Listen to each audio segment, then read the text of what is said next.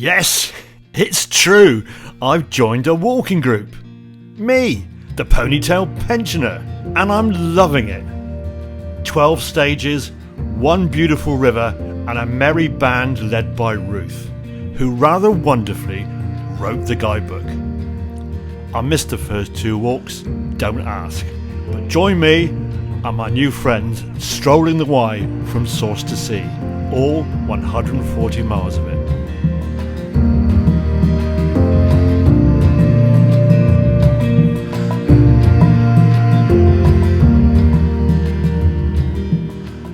We're back on the River Wye at Byford, a charming village with a church containing wall paintings just the 6 centuries old.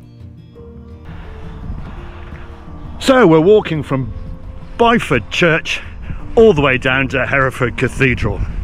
We split stage 7 into part A and part B. Part A's done. And now on part B. Marvellous. I've got to up my speed because I've been left well behind.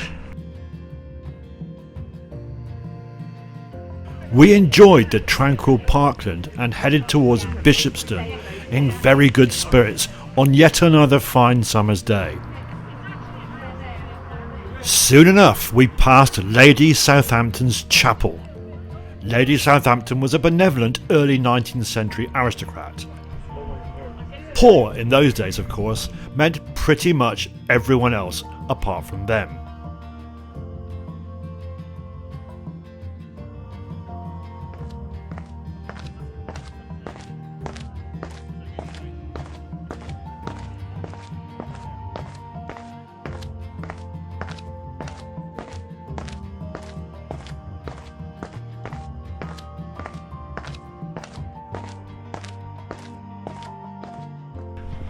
Well, the centurion in the front garden certainly showed us the way.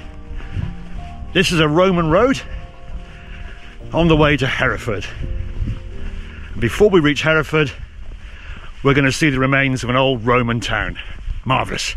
After some vigorous walking, we snuck through a hedge, over a stile, and settled down in a field. We were overlooked by the imposing dome shape of Creddon Hill.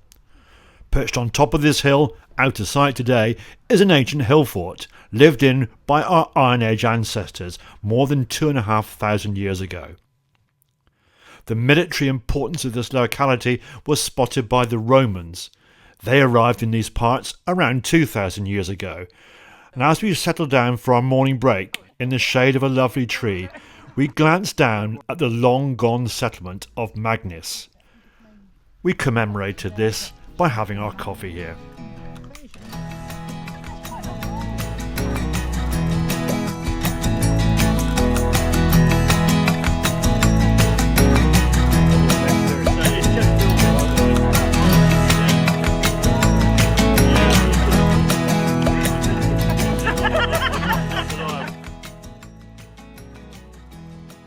The ponytail pensioner is miles behind the Wye Valley walkers.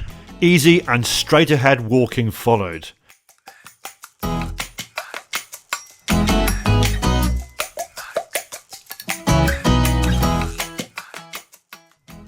We lunched on the northern bank of the Wye. Yes, we stopped again, and I managed to avoid toppling into the river despite becoming knocked by a local busybody. But that's another tale for another time.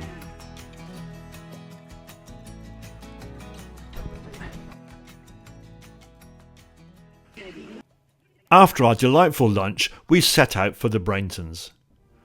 Picturesque with a capital P, but the highlight was the orchard encircled St Michael's Church.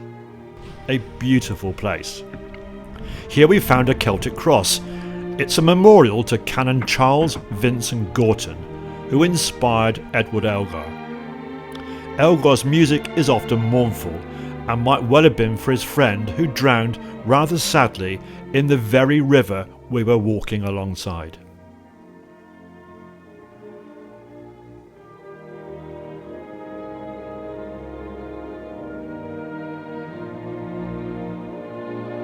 My friends in the group set off ahead of me as we left St Michael's.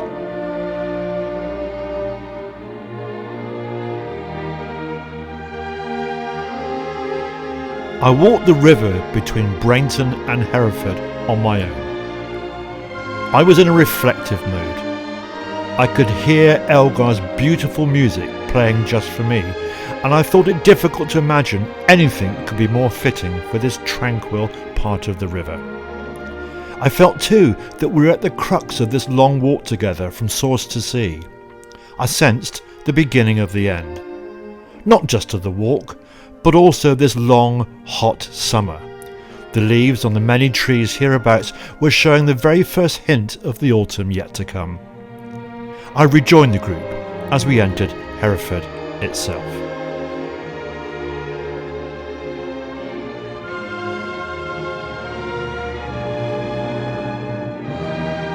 Hereford greeted us with a duck race before we reached the medieval charms of its 15th century stone-built bridge over what now feels like our river.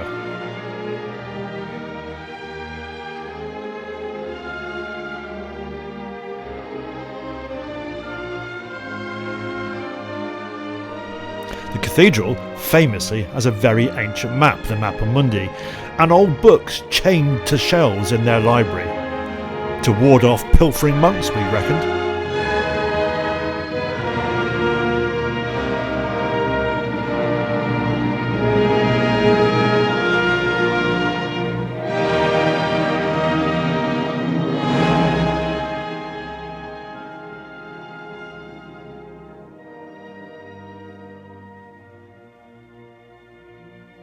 But my favourite Hereford thing isn't medieval at all.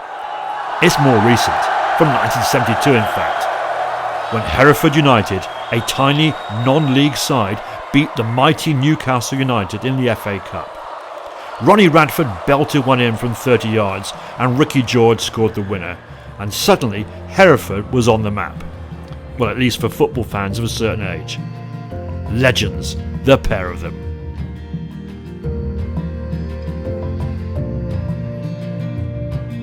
So that's 10 or 11 miles of history, music and football, all carried by this river, winding its way patiently towards Chepstow Castle, the Severn Estuary and the sea itself. Next time we head further east and then turn sharply south for the very last time on this source to sea walk. We head to the village that celebrates Oak Apple Day, Foundhope. We hope that you too might enjoy this lovely walk. Get those walking boots on, check out the links below where you can see the Ordnance Survey, map of the route and suggestions for parking. And finally, don't forget to follow me. I'm Steve, the Ponytail Pensioner, walking with the wonderful Wye Valley Way walkers, celebrating 50 years of this marvellous long-distance footpath.